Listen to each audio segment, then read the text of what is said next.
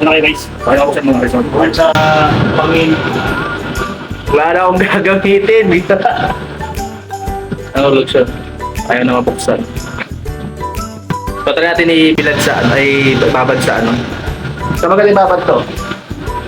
Towel. Lower na lang. So, kasi kanina, hinulog na naglagay sa may tubig.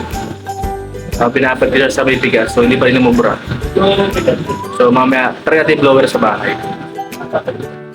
Balikan ko kayo mga ka-rice mo.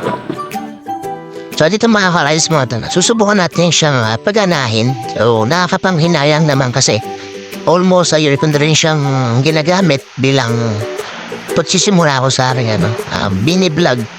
So yan, after natin siyang masaksakuhan ka-rice mo, vlog, may lumalabas lang na red light din. Sinusubukan ko talaga siyang buksan, kaso ayaw talaga niya mag-open.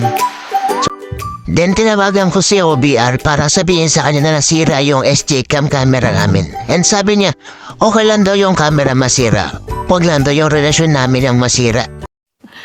Sana all. At dahil sa sinabi ni OBR yun, lumabas tuloy si Lexilor.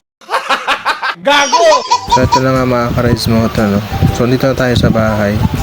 And sad to say talaga, ayaw talagang ma-open niyan SJ cam. So nakakapanghinayang lang talaga. Sa araw-araw kong ginagamit siya as video, gano'n lang ang mangyayari sa kanya.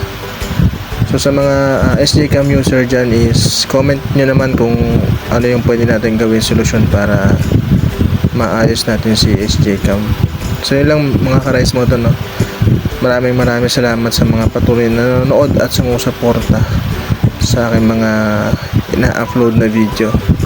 Huwag niyo pong kalimutan mag-like, share, and subscribe sa aking Facebook page, Rides Motovlog, and YouTube and TikTok page.